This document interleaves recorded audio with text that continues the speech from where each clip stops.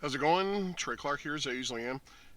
One thing I want to point out here is we are coming up on an election. It's not just about the Trump Biden fiasco, whatever is going to happen. We don't even know if Hillary's going to jump into it again. We are electing our local officials, okay? And our local officials, our county judges, our congressmen, our city councilmen, all have the power to release this nonsense, shutting down the entire fucking country for nothing more than a very contagious flu. And one thing that's backfiring, I think, is that while we're quarantined, people are actually have time to do some research and look around. They realize this is a money grab. The trying to squeeze abortion and all this stuff into a $6 trillion bill.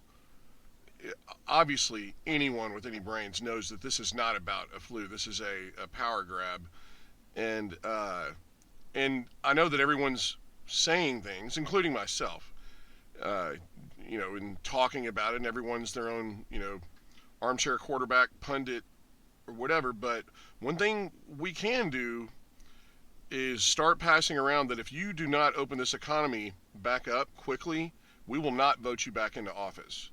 If you're not working hard to get this economy back going, get us back to work, you will not get my vote.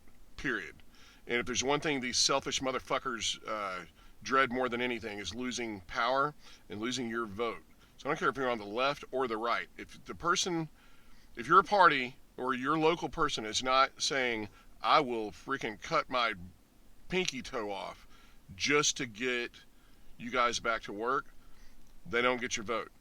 We'll vote someone else in because this is nonsense. And anyone with any brains knows that this has nothing to do with saving the American people. Otherwise, all these pork belly crap that goes into it on both sides. There's some stuff that I didn't like from the right, but that's our way to we don't have a lot of power, but one thing we do have is our vote. And you start saying, do this or else, don't forget, they work for us. Right now, it seems like we're working for them, but it seems very much like the opposite of what we're set up to do. But all we have to do is vote people out of office. And if we start saying going into the election season, unless your motto right now, not in 2 weeks or let's see what happens, get us back to freaking work. I understand we are smart enough to quarantine ourselves if we're at high risk. We've done it before. Had way worse crap than this happen, and we didn't shut the fucking world down. It's crazy. And we're letting it happen. Basically, what's happening is, right here, there's no tanks rolling through the streets. But there might as well be. Actually, it's worse, because there's nothing to shoot at.